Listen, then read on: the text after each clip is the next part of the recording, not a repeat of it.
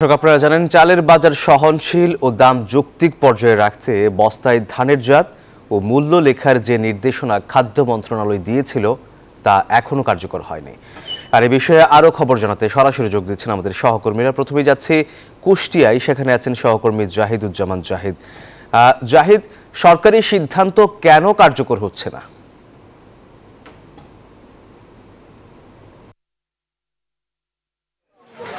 ধন্যবাদ সোহাগ। সরকার অর্থাৎ খাদ্য মন্ত্রণালয় এই সিদ্ধান্ত দেয় গত ফেব্রুয়ারি মাসে। তারা বলেন যে প্রতিটি বস্তার গায়ে চালের দাম এবং এর উৎপাদনের তারিখ এবং কারা উৎপাদন করছে সেই মিলের নাম এবং একই সঙ্গে কোন ধানের এই চাল সে জাতটি উল্লেখ করার কথা ছিল। এবং পয়লা বৈশাখ অর্থাৎ নববর্ষ থেকে এটি বাস্তবায়ন হওয়ার কথা, কিন্তু আমরা বাজারে দেখছি, আপনি এই মুহূর্তে যে চালের বস্তা দেখছেন যে এরকম বস্তা মানে আগের সেই বস্তাতেই কিন্তু চাল বিক্রি হচ্ছে, কোনো রকমের দাম এখানে লেখা নেই বা যে তথ্যগুলো চাওয়া হয়েছিল সেইগুলো কিন্তু লেখা নেই। আমি একজনের সঙ্গে একটু কথা বলবো যে চালগুলো এখন আপনারা বিক্রি করছেন এখানে কি সেই দাম লেখা চালগুলো আসছে কিনা? না, এখনো বাজার দাম লেখা কোনো চাউল আসে নাই। আপনারা কি আগের গুলোই বিক্রি করেন? হ্যাঁ, আগের গুলোই। শুনছিলেন আসলে যারা বিক্রেতা তারা বলছেন যে সেই দাম লেখা যে চাল এখন পর্যন্ত কিন্তু বাজারে আসে না। মিল মালিকদের সঙ্গে কথা বলেছি, তারা বলছেন যে এখন পর্যন্ত তারা কিন্তু বস্তায় যেভাবে দাম লিখবেন যে মেশিন দিয়ে, সেই মেশিনটি এখনো তারা আনেনি। অন্যদিকে কুষ্টিয়া জেলা প্রশাসক এতেশাম রেজা তিনি বলেছেন যে নতুন যেসব চাল উৎপাদন হচ্ছে সেগুলো দাম লেখা তথ্য ছাড়া তারা বাজারজাত করতে দিবেন না।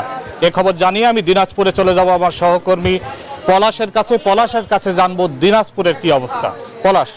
বিকাশে কম খরচে ক্যাশ আউটের লিমিট বেড়ে 50,000, প্রিয় এজেন্টও 2টা। জাহিদ, ধন্যবাদ আপনাকে। আপনি আসলে বলছিলেন যে আসলে বস্তার গায়ে যে চালের দাম এবং জাত এবং পাশাপাশি কিন্তু ওই যেই কোম্পানির চাল বিক্রি হচ্ছে সেই কোম্পানির নাম সহ বিভিন্ন তথ্য দেওয়ার কথা থাকলে এখন পর্যন্ত কিন্তু আমরা বাজারগুলোতে কিন্তু সেই চিত্র কিন্তু আমরা পাইনি। এবং আমি একাধিক মিল মালিকের সাথে কথা বলেছি, তারা বলছে যে আসলে তাদের একেবারেই শেষের দিকে যখন চলে এসেছে তাদের ধানের যে উৎপাদন বা চাল যে উৎপাদন একেবারে শেষের দিকে, যার কারণে তারা কিন্তু বলছে যে আসলে আবার নতুন করে যখন আপনার বোরো ধানের তারা সিজনে যাবে তখন হয়তো বা এই তারা বস্তার গায়ে লিখবে। এবং এর মধ্যেই কিন্তু তারা কিন্তু বিশেষ করে যেসব যন্ত্রের মাধ্যমে, যেসব মেশিনের মাধ্যমে সেই সব ধান এবং চালের বস্তায় যে তারা মূল্য নির্ধারণ করবে, সেই চালের মূল্য নির্ধারণের যে বস্তাগুলো রয়েছে সেগুলোতে যেগুলো প্রিন্ট করবে সেই সব মেশিন কিন্তু তারা সংগ্রহ করছেন। এবং খাদ্য নিয়ন্ত্রক বলছেন যে এই বিষয়ে কিন্তু একাধিকবার মিল মালিকদের সাথে তারা কথা বলেছে। তো আমি যদি একজন ব্যবসায়ীর সাথে কথা বলি যে আপনারা কি এখনো পেয়েছেন কিনা?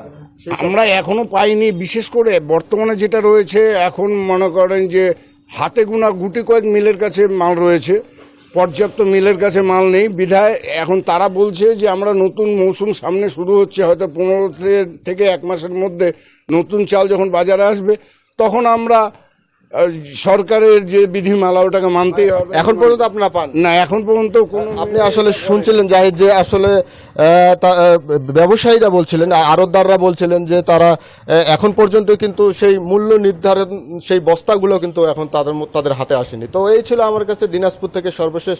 ফিরে যাচ্ছি স্টুডিওতে।